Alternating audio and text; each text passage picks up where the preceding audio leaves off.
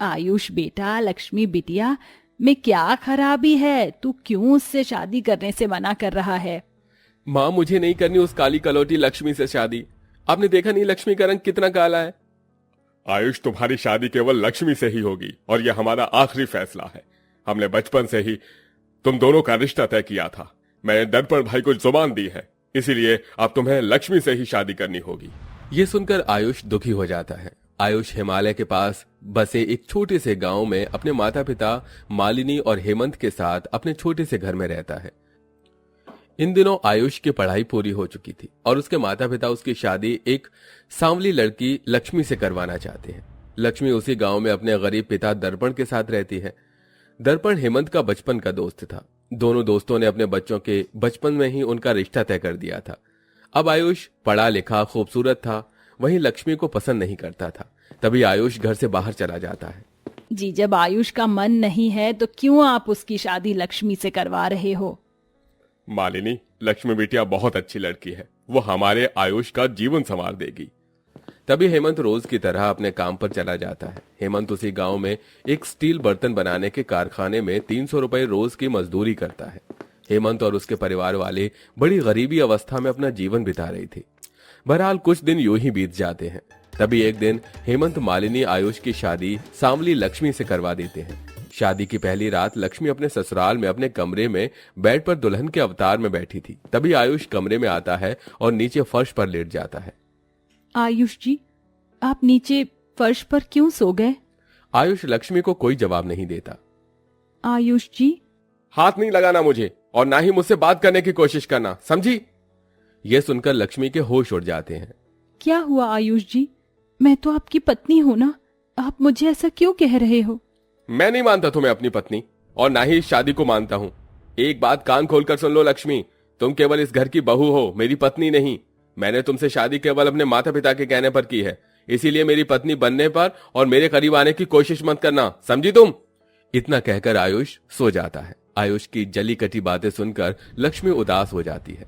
आयुष जी, अगर मुझे पसंद नहीं करते थे तो उन्होंने मुझसे शादी क्यों की? नहीं, इसमें आयुष जी की गलती नहीं है। मेरा रंग ही इतना काला है, मैं तो दिखने में भी इतनी बदसूरत हूँ कि कोई भी मुझसे शादी नहीं करता। पर आयुष जी ने मुझसे शादी करके मेरे पिताजी पर बहुत बड़ा एहसान किया है। जब आयुष जी का गुस्सा, उनकी नाराजगियां, सब मुझे कबूल हैं। लक्ष्मी बहुत ही समझदार थी। इसी तरह दिन प्रतिदिन बीतने लगे। लक्ष्मी अपने ससुराल में एक बहू होने के सारे फर्ज बड़े अच्छे से निभाने लगी और आयुष है कि लक्ष्मी से बात नहीं करता है और न ही उसकी ओर देखता है।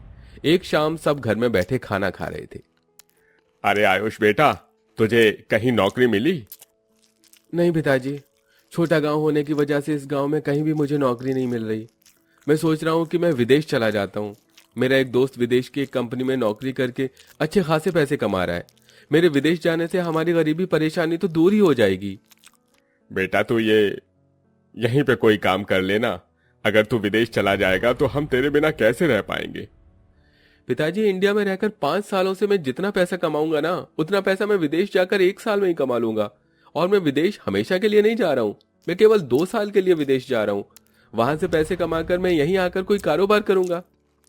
तभी सब आयुष की बात मान लेते हैं और अगले ही दिन आयुष विदेश चला जाता है और लक्ष्मी अपने सास ससुर के साथ अपने ससुराल में ही थी। धीरे धीरे समय गुजरता गया।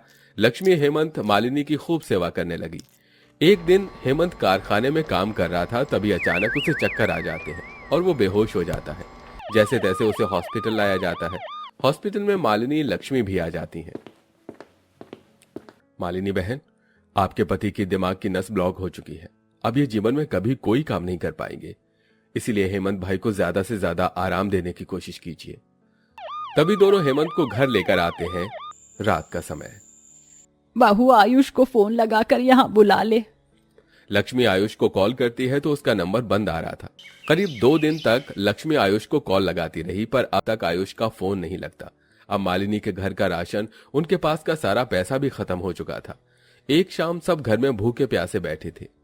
पता नहीं आयुष कहाँ है। बहू, तेरे ससुर जी की दवाई खत्म हो गई, अब हम इनकी दवाई कहाँ से लाएंगे? हमारे पास तो पैसे भी नहीं है। माँ जी, घर में राशन भी नहीं है। मैं क्या कहती हूँ, जब तक आयुष जी घर नहीं आते तब तक मैं बाहर जाकर कोई काम करती हूँ ना। अब जीवन का गुजारा करने के लिए कुछ तो करना ही होगा ना। आयुष की कोई खबर न मिलने पर लक्ष्मी और उसके सास ससुर परेशान हो जाते हैं।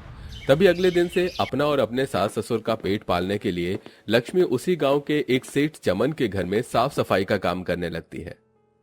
लक्ष्मी को यहाँ काम करने के 200 रुपए रोज मिलने लगे, जिसमें लक्ष्मी राशन और हेमंत की दवाई की व्यवस्था करने लगी। बहरहाल 1 साल यूं ही बीत जाता है, पर अब तक आयुष की कोई खबर नहीं आई थी। इन दिनों हिमालय के पास बसे उस छोटे से गांव में हमेशा की तरह काफी बर्फबारी हो रही थी। तभी अचानक बर्फीला तूफान आने से लक्ष्मी का छोटा सा घर टूटकर जमींदोज हो जाता है, जिसके बाद लक्ष्मी और उसके ससुराल वाले बेघर हो जाते हैं। बहू अब क्या करें, हमारा तो घर ही टूट गया, अब हम कहाँ रहेंगे। पता नहीं क्यों हम गरीबों के जीवन में इतनी परेशानियां आ रही हैं। लक्ष्मी अपने सास ससुर के साथ पूरी रात उस पेड़ के नीचे बैठी रही। अगले दिन सवेरे तूफान के थम जाने के बाद पूरे गांव में चारों ओर बर्फ ही बर्फ जम चुकी थी। माँ जी, मैं बर्फ से ही अपना एक घर बना लेती हूँ, हमें सर छुपाने का सहारा तो मिल जाएगा। तभी मालिनी लक्ष्मी बर्फ से घर बनाने लगते हैं। ठंडा मौसम होने से बर्फ पिघल नहीं रहा था। करीब 4 घंटे की कड़ी मेहनत के बाद मालिनी लक्ष्मी बर्फ का एक घर बना लेते हैं और उस बर्फ के घर में रहने लगते हैं। तभी आयुष विदेश से एक गोरी खूबसूरत लड़की रिया के साथ अपने गांव वापस आता है। आयुष, तू कहाँ गया था? अब कब से तुझे फोन लगा रहे थे पर तेरा फोन ही नहीं लग रहा था। तभी मालिनी आयुष को सारी बात बताती है। आयुष जी, ये लड़की कौन है? ये रिया है, मेरा प्यार, मेरी पत्नी, मेरी जिंदगी। ये सुनकर सबके होश उड़ जाते हैं। क्या आयुष, लक्ष्मी तेरी पत्नी है, फिर भी तूने इस रिया से शादी क्यों की? माँ, मुझे नहीं रहना इस काली कलोटी लक्ष्मी के साथ। हे काली कलोटी, चल निकल यहाँ से। आज से इस घर में तेरे लिए कोई जगह नहीं है। अब इस घर की बहू और मेरी पत्नी रिया है। चल निकल यहाँ से। ये क्या बोल रहा है तू आयुष? लक्ष्मी बहू कहीं नहीं जाएगी। इस घर की बहू लक्ष्मी है। तुझे पता है अगर आज लक्ष्मी बहू नहीं होती तो आज तेरे माता पिता जिंदा नहीं होते। लक्ष्मी बहू ने हमारे लिए कितना संघर्ष किया है और तू ऐसी संस्कारी बहू को इस घर से निकालने की बात कर रहा है। अगर लक्ष्मी बहू इस घर से चली गई तो हम दोनों भी इस घर से चले जाएंगे। तभी हेमंत मालिनी दोनों आयुष को खूब खरी खोटी सुनाते हैं। आयुष, इस काली कलौटी को भी यहीं रहने दीजिए अपने साथ। तभी आयुष लक्ष्मी को घर से नहीं निकालता। कुछ दिन बाद आयुष उसी गांव में एक घर खरीद लेता है और अपने परिवार के साथ उस घर में रहने लगता है। आयुष, रिया ने लक्ष्मी को अपने घर की नौकरानी बनाकर रखा था। लक्ष्मी सवेरे से शाम तक घर के काम करने में लगी रहती। कई दिन ऐसे ही बीत जाते हैं। एक दिन आयुष शहर से अपने गांव ऑटो में बैठकर आ रहा था। तभी उस ऑटो के साथ एक सड़क दुर्घटना हो जाती है, जिसमें आयुष के दोनों हाथ कट जाते हैं।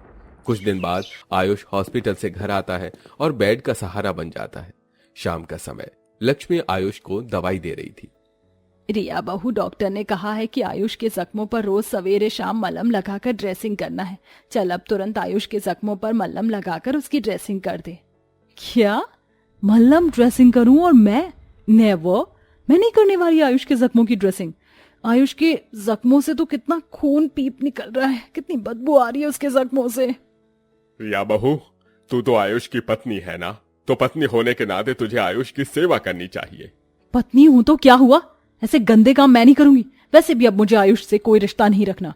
आयुष के तो दोनों हाथ कट चुके हैं, ये अब किसी काम का नहीं रहा, इसीलिए मैं आयुष से सारे रिश्ते तोड़कर जा रही हूँ। रिया वहां से हमेशा के लिए चली जाती है। रिया मुझे छोड़कर चली गई। जी, आप दुखी क्यों होते हो? मैं हूं ना आपके पास। मैं आपको छोड़कर कभी नहीं जाऊंगी, हमेशा आपके पास रहकर आपकी सेवा करूंगी। अब आपके दोनों हाथ मैं बनूंगी। लक्ष्मी की बातें सुनकर आयुष खूब रोने लगता है। मुझे माफ कर दो लक्ष्मी, मैं तुम्हारी अच्छाई को समझ नहीं पाया। काले और गोरे रंग में मैं अंधा हो चुका था। तुम ही मेरी सच्ची और असली पत्नी हो लक्ष्मी, मुझे माफ कर दो। आयुष को अपनी गलती का एहसास हो जाता है और वो आज सही मायनों में लक्ष्मी को अपनी पत्नी के रूप में स्वीकार कर लेता है। उसके बाद लक्ष्मी रोज आयुष के जख्मों पर मलहम लगाकर ड्रेसिंग करने लगी और रात दिन आयुष की सेवा करके अपना पत्नी धर्म निभाने लगी।